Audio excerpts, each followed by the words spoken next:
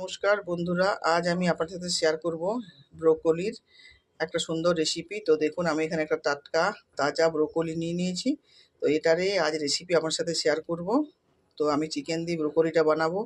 তো কিভাবে রেসিপি বানাই সেটা আপনারা দেখুন।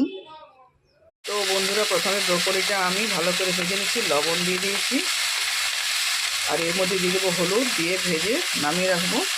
তারপর আমি চিকেন দিয়ে ব্রোকলিটা কীভাবে রেসিপি বানাচ্ছি আপনাদের সাথে শেয়ার করব। বন্ধুরা দেখুন, এই যে ব্রোকলিটা ভাজা হয়ে এসছে। এখন এর মধ্যে দিয়ে দিচ্ছি পেঁয়াজ কুচিয়ে রাখা, একটা পেঁয়াজ দিলাম, আর দিচ্ছি কাঁচা লঙ্কা আর টমেটো। এগুলো দিয়ে ভালো করে ব্রোকলিটা আবার আমি ভেজে নেব।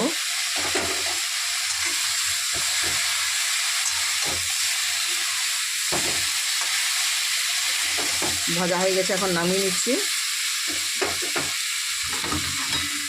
বন্ধুরা দেখুন, আমি এখানে চিকেন কষিয়ে নিয়েছি। যেহেতু ভিডিওটা অনেক বড় হয়ে যাবে, তাই আমি আগের থেকে একটু চিকেনটা কষিয়ে রেখে দিয়েছিলাম। তো এখানে দেখুন, আমি ছোট্ট একটা ব্রোকলির জন্য কয়েক টুকরো চিকেন নিয়ে নিয়েছি, আর মাংসটাকে খুব ভালো করে কষিয়েও নিয়েছি। চিকেন কষানো হয়ে গেছে, এর মধ্যে 3টে আমি আলুও দিয়ে দিয়েছি। এরপর দিয়ে দিচ্ছি এর মধ্যে ভেজে রাখা ব্রোকলি, টমেটো, পেঁয়াজ আর কাঁচা লঙ্কা। এই চিকেনের মধ্যেই দিয়ে দিলাম।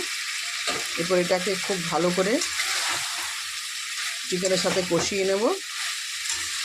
দিলেই রেডি হয়ে যাবে ব্রোকলি চিকেন।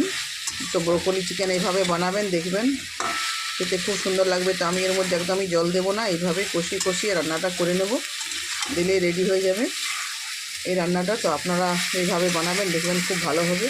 আর আমার এই যদি রেসিপি আপনাদের ভালো লেগে থাকে, তো আপনারা অবশ্যই লাইক, কমেন্ট, শেয়ার করবেন।